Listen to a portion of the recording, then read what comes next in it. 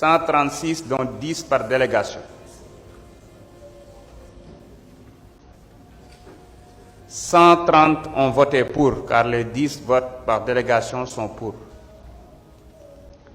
3 contre, abstention 3.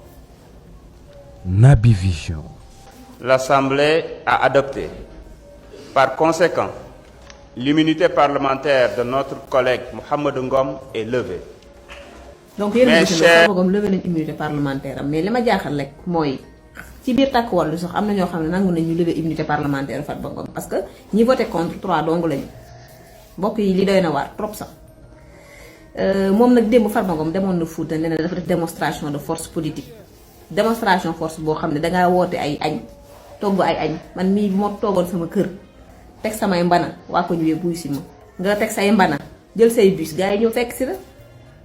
Et d'ailleurs am na 10 personnes yoo xam ne arrêté nañ leen démb dañoo ci benn bus lañ leen fekk ñu jógee Dakar di dem Fuuta ñu ne ay nervi lañu jàpp nañ leen de toute façon ubbi nañ ci l'enquête aussi.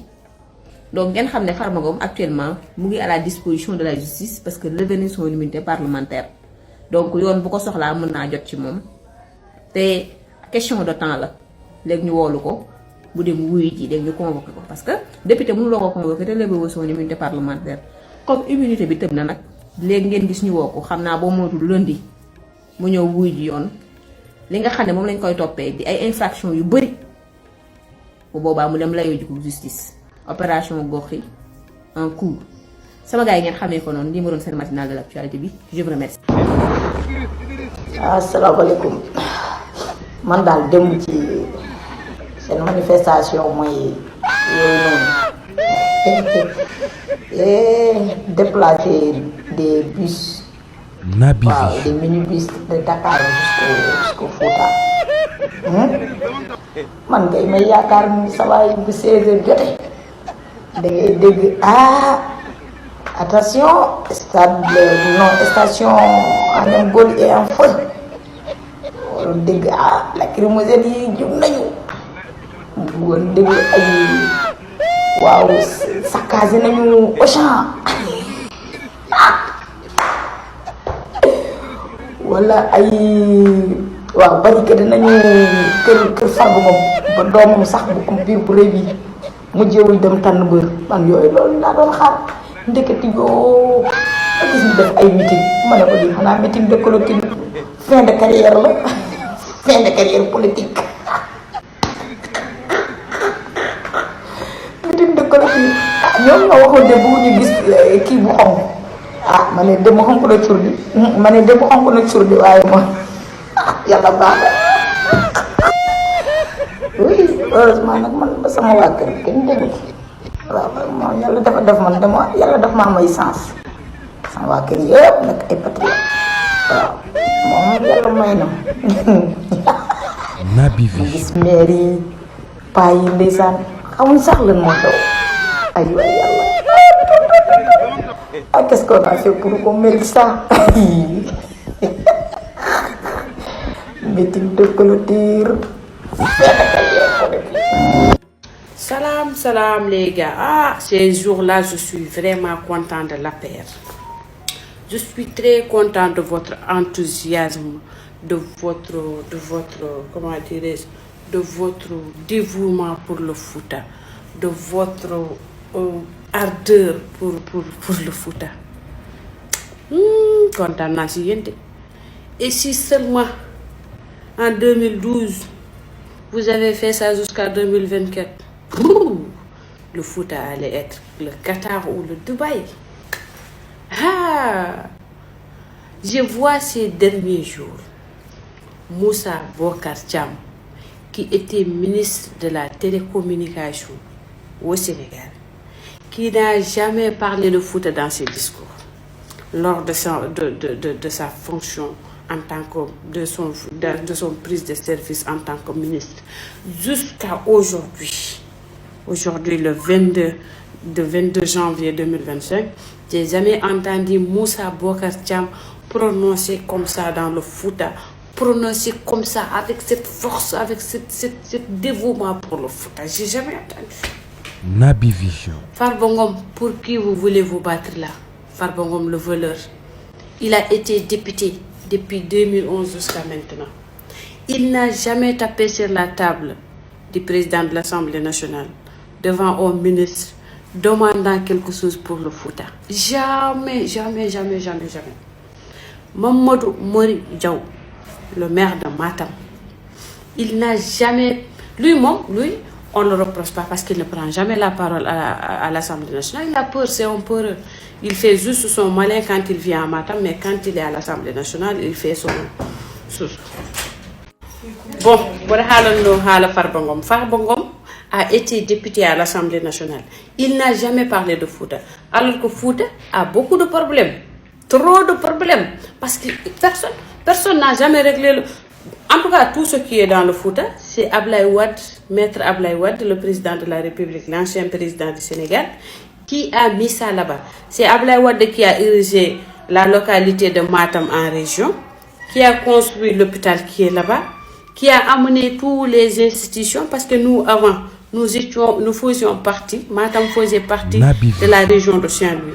Même si on a besoin d'extraits qui coûtent 300 francs, on payait 10 000 aller, 10 000 retours pour récupérer un extrait de naissance. C'était comme ça. C'est Maître Wade qui est venu, nous a aidés. Il a érigé la commune de Matam en région. Il y a toutes les institutions de l'État là-bas. C'est lui qui a fait ça. Farba Ngom n'a absolument jamais rien plaidé pour Matam.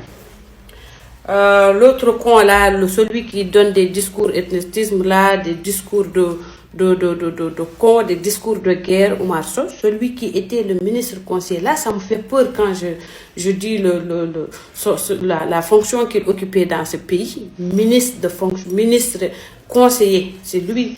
C'est normal que Macky Sall a tué des gens. Si c'est cette personne-là qui conseillait Macky Sall dans le palais de la République, avec son bureau à l'intérieur, qui appelle une communauté.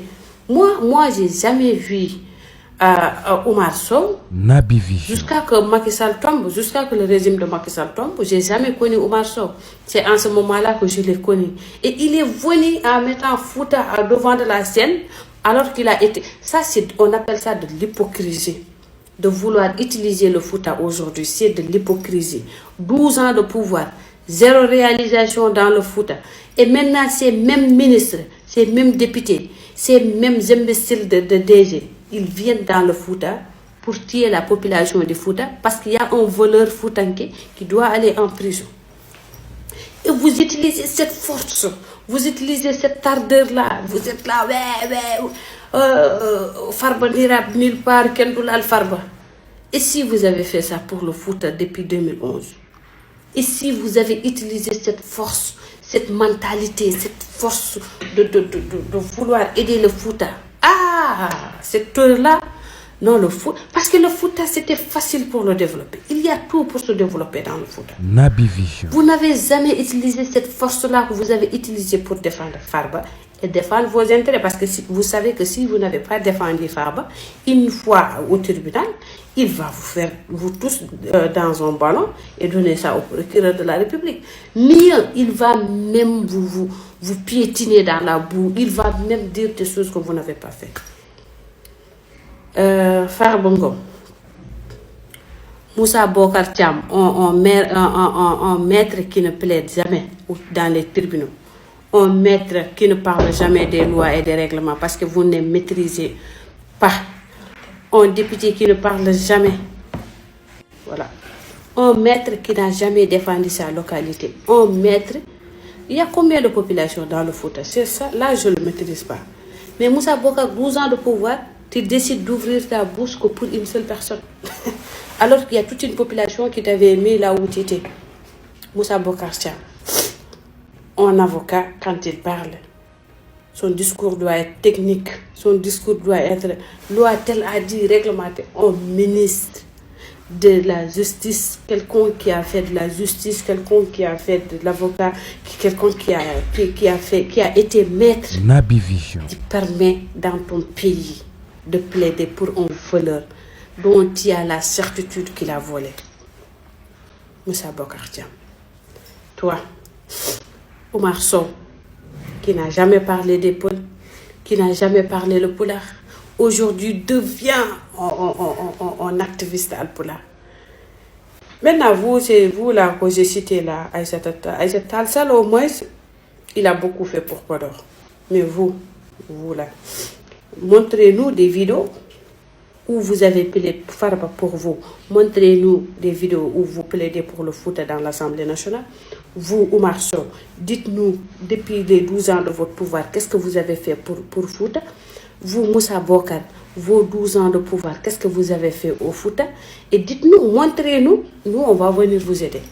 Je suis prête pour venir vous aider dans vos implicités. Si vous montrez aux Foutanké pourquoi ils doivent aider un voleur qui est Farba Ngom. Juma Moubarak, Adjumay Djam, Kendalou Djam. Naby Vision. Gars, actualité bi yaakaar naa ni soi-disant mobilisation bu Farba Ngom bi dem à Agnam. Mais gars, xanaa Agnam amul ay xale yu góor. Dem ay jigéen ngay gis ay màgget ay paa ak ñan sàcc yi nga xamante ne nii ñoom ñoo nekkoon ci nguur gi jiitu gi xam ni au suivant la ñuy xaar après Farba Ngom ku ci topp ñoo fa taxawoon di tenir seen discours.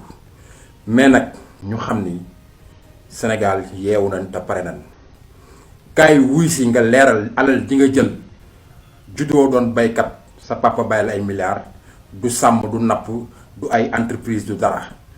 Tay ku gën a ëpp alal ci àdduna bi ci ngeen bokk ngeen ne du ngeen wuy si non da ngeen di fooye seen xel may wax nag xam nga àdduna ba mu daj sàcc ak caga ñoo fi gën a tàlli ñoo fi dàq maye xam nga lu tax parce que dañuy bëgg di partager pour ëllëg suñu amee bis am ñu leen jooylu loolu gars yi comprendre nañ ko loolu moo tax li ngeen di nekk da ngeen di fooye seen xel.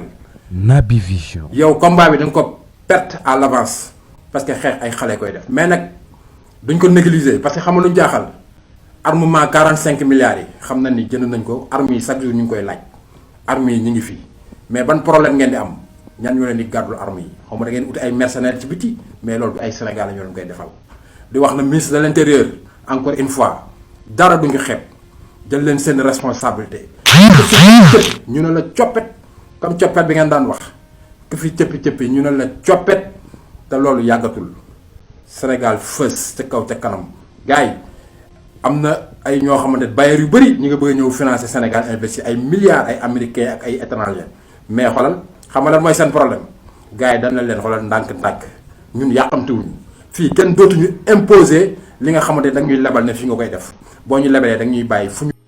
assalamu alaikum bandiraɓe fuɗankoɓe on calminama on foof bon kalɗanmi ko yimɓe wiyoɓe Farba Naby ala Vision. ni dañano gestion hay goto waɗani géré haydara hay goto wawa sogdemo par ce que o gérani haydara yimɓe andini on wiyoɓe noon ɓe mbiyami onon mata kon miijotako neɗɗo kala bien dañal mo ganduɗa hoorema ma wawde justifié ma waɗi ko ni dañi ko guyka ɗum ko ala hin jaaha gata guy Farba hayso ko woni député simple député wawa dañde dañal ko wiya ko 125 milliards mo ganduɗa hoorema ko trafic ko blanchiment d' argent il faut ne ganden leeri nañi ala jeddi ko sentis waɗi rapport holliri transaction ngaji ɗo rewata ɗo refta pendant des années en yahat arta ha woni 125 milliards te onon fuɗon ko fof ɗon gandi Farba ko waɗatno ɗo henno ko ɗo ko waɗatno ɗo henno ko fuuta ko leeri nañi nangano milliard ɗum ɗo million ngaji hokkiri dokkiri o million ngaji hande hay milliardaire Youssou Ndour hande min mbiɗen ji 95 millions ɓen mbiya 90 millions meeɗa hokkude 2 millions Tahirou Sarr hokkiri million ngaji goɗɗo goto hokkiri million ngaji on jii Serigne Mboup en hokkiri million ngaji